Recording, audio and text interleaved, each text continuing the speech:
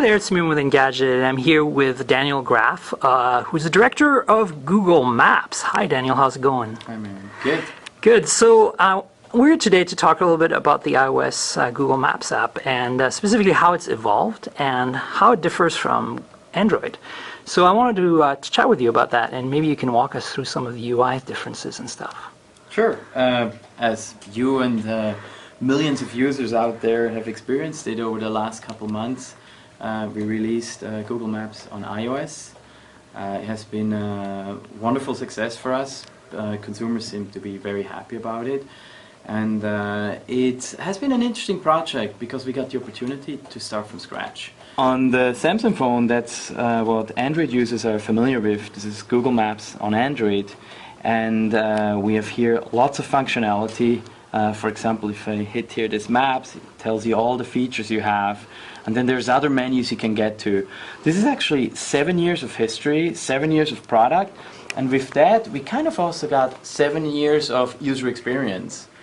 On iOS, we didn't have those 7 years, so that gave us a chance to take a step back and say, hey, what would be the next generation mobile mapping experience? What should we do? You know, we really started from scratch. Right. And that's kind of the result everyone got now on iOS, and we're quite happy about it. And so from our discussion, it seems to me that that's kind of the direction that, generally speaking, the user experience is going at Google with mobile apps, correct?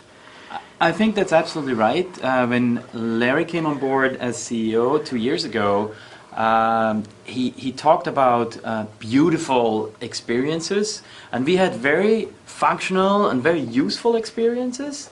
And in terms of beauty, I think there was work to do. And now 2 years later, if you actually use our products on desktop, on Android, on iOS, there's the theme there, right? There's a design language there, and I would say actually they're beautiful. Yeah.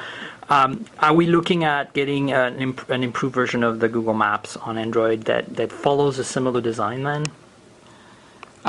Usually, as you know, we don't speculate on products that are coming out, but given the feedback we have gotten from our audience about the user experience here, I would say this is kind of the direction we want to move forward. Right. I think that's fair to say. Awesome.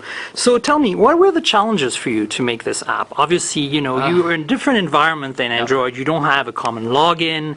You're, you know, at the mercy of Apple's approval, etc.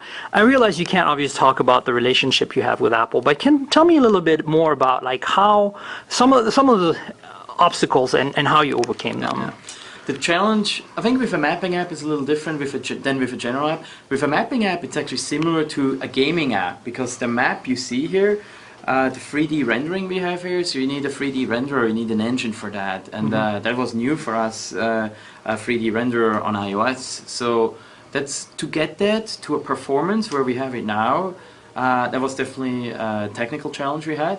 And then there's some usability challenges. You just mentioned one before. There's a lot of Google services are available on iOS, but you have to log in separately on those apps. There's no common login infrastructure like we have on Android. Hopefully that's coming. Okay, like so that. Is this something that we might be able to see? Are you trying to find a solution, basically? Is it more a technical issue right now or more a political issue? I think it's, I wouldn't call it political, but it's probably, it's a business decision, but it's a technical challenge as well. So hopefully I want the same as you do, right? I want it as simple as with Android. You're logged in with your Google account, and then you get the Google experience there throughout the Google applications.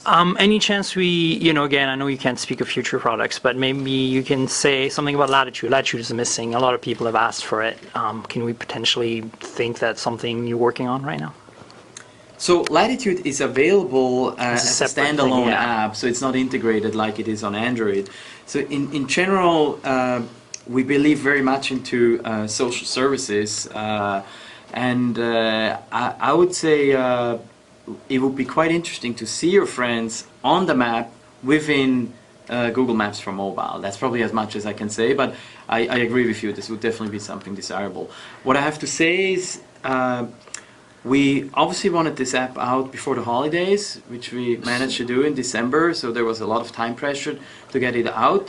But we didn't want to make compromises. So what we said is, let's focus on the key use cases, which I think we nailed. with the map, with directions, with place searches, with transit and street view, navigation. So we definitely nailed the key use cases, but there's a lot more we could add now over time. There's no question. Obviously, having a common code base like you probably use in Android would be the way to go.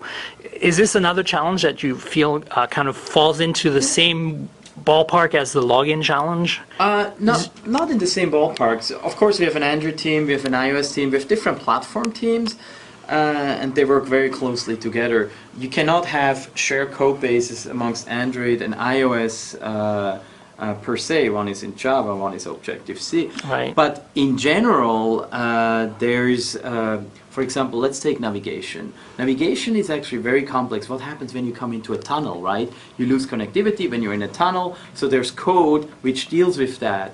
That code can be ported from Android to iOS. So there's a lot of, the engineers, they're sitting together. You just saw it before. We are all in the same So you're sharing that code, but right now, basically, you have no choice but to make individual instances of apps that basically replicate some of that functionality because you can't have commonality. And you do want basically the best experience possible for a platform, so you probably have to develop native, right? Yeah. Because otherwise you could just say, let's do everything in HTML5 with a wrapper around, right? Right. But you would never get the performance you see now of a 3D map.